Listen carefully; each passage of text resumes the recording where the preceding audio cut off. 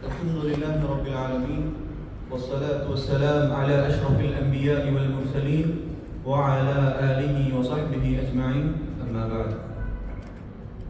معزز و مکرم ارکان نظامت، مشرف اساتذہ اکرام، مہمان اعظام و معزز سامعین، آج کی اس باوقار بزم میں میری تقریر کا عنوان ہے جنگ آزادی میں مسلمانوں کا کردار. معزز سامعین، ہندوستان کی تاریخ میں 15 اگست کا دن سارے ہندوستانی مسلمانوں کے لیے بڑا یادگار اور اہمیت والا دن ہے. اللہ کا فضل و کرم ہے کہ ہندوستان کی آزادی کے پیچھے جو تابناک تاریخ ہے اس میں مسلمانوں نے بڑی قربانیاں دی ہیں.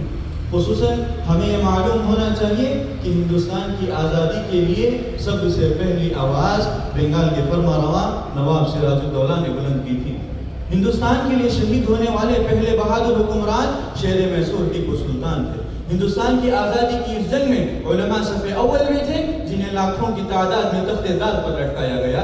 سیمن گو بیک، بھارت چھوڑو جیسے نعرے لگانے والے یوسف مہروالوی تھے. انقلاب زندہ باد، انقلاب زندہ باد کا نعرہ بلند کرنے والے حسرت موہانی تھے.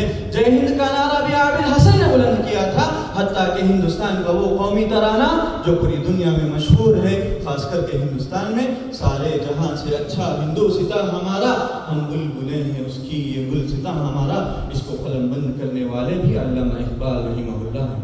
حضرت اکرامین، اسی طرح ہماری اس تابناک تاریخ کی روشنی میں مسلمان بلا جھجک یہ کہہ سکتے ہیں ہندی ہے ہم وطن، ہندوستان ہمارا. ہندوستان کی آزادی کے لیے سب سے پہلے شاہ ولی اللہ محدث دہلوی رحمہ اللہ نے سن 1740 عیسوی میں انگریزوں کے خلاف جہاد فی سبیل اللہ کا پرچم بلند کیا. پھر اس کے بعد سن 1803 عیسوی میں شاہ عبد العظیم محدث دہلوی رحمہ اللہ نے انگریزوں کے خلاف جہاد فی سبیل اللہ کا فتویٰ دیا. اس کے بعد سن 1857 عیسوی میں 27,000 مسلمانوں کو پھانسی کی سزا سنائی گئی. اسی سال مغل سلطنت کے آخری بادشاہ بہادر شاہ ظفر کی قیادت میں جنگ آزادی کا واقعہ پیش آیا. اسی سال جنگ آزادی کا واقعہ پیش آیا. دہلی سے لے کر پشاور تک جی ٹی روڈ کے دونوں طرف کے درختوں پر علماء کی لاشیں لٹکائی گئی جنہیں پھانسی کی سزا سنائی گئی تھی. معزز سامعین، ہمیں یہ بات معلوم ہونی چاہیے کہ ہندوستان کی آزادی کے لیے سب سے پہلے مسلمانوں نے جنگ شروع کی تھی. سن 1740 عیسوی سے لے کر سن 1857 عیسوی تک صرف مسلمان ہی جنگ کرتے رہے. پھر اس کے بعد سن 1857 عیسوی سے لے کر سن 1947 عیسوی تک سارے ہندو، مسلم، عیسائی، سکھ بھائی مل جل کر لڑے تھے، یہاں تک کہ ہندوستان آزاد ہوا. تقریباً 90 سال کی قربانیوں کے بعد ہمیں اصلاح حاصل ہوا. ہندوستان کی آزادی میں اس جنگ میں دو گاندھی بڑے مشہور تھے. ایک مہاتما گاندھی تو دوسرے خان عبد الغفار خان. ایک طرف نیتا جی سبھاش چندر بوس تھے تو دوسری طرف عابد حسن بھی تھے، جو کہ مجاہدین آزادی میں دنیا ان لوگوں کو یاد رکھتی ہے.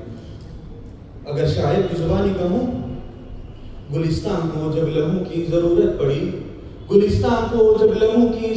پڑی سب سے پہلے ہی گردن ہماری کٹی. پھر بھی کہتے ہیں مجھ سے یہ اہل چمن، یہ چمن ہے ہمارا تمہارا نہیں. سن 1947 عیسوی میں مسلمانوں کو یہ اختیار دیا گیا چاہے تو ہم ہندوستان میں رہیں یا پڑوسی ملک پاکستان چلے جائیں، لیکن ہم نے بائی چوائس ہندوستان کو پسند کیا، اسی لیے ہم بائی چوائس ہندوستانی ہیں نہ کہ بائی چانس ہندوستانی ہیں. حضرین اکرامین، آزادی کی اس جنگ میں مولانا آزاد رحمہ اللہ کی قربانیاں ہمیں یاد ہونی چاہیے کہ مولانا آزاد رحمہ اللہ نے ہندوستان کے خاطر کئی سال اور کئی مہینے جیلوں میں گزار دیے، حتیٰ کہ اپنے گھر والوں کو بھی قربان کر دیا. اگر شاعر کی زبانی کہوں، دل سے نکلے گی نہ مر کے بھی وطن کی الفت، میری مٹی سے بھی خوشبو وفا آئے گی. حضرین اکرام، خلاصہ کلام یہی ہے کہ ہمارے اسلاف نے ہندوستان کی خاطر کئی ساری قربانیاں دی. ہم ان قربانیوں کو یاد رکھیں اور ہندوستان کی تاریخ کو یاد رکھیں اور اس بات کا ثبوت دیں کہ ہم ہندوستانی تھے، ہندوستانی ہیں اور ہندوستانی رہیں گے.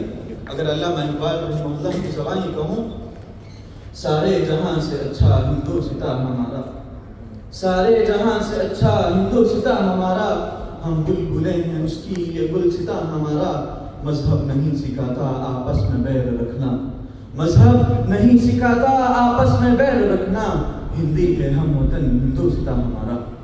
آخر میں دعا ہے اللہ رب العالمین سے, اللہ تعالی ہم سب کو ہمارے وطن سے دلوں کی گہرائیوں سے محبت کرنے کی توفیق عطا فرمائے اور ہمیں ہمارے وطن کے لیے نفع بخش بنائے. آمین. وآخر دعوانا الحمد للہ رب العالمین. والسلام علیکم ورحمۃ اللہ وبرکاتہ.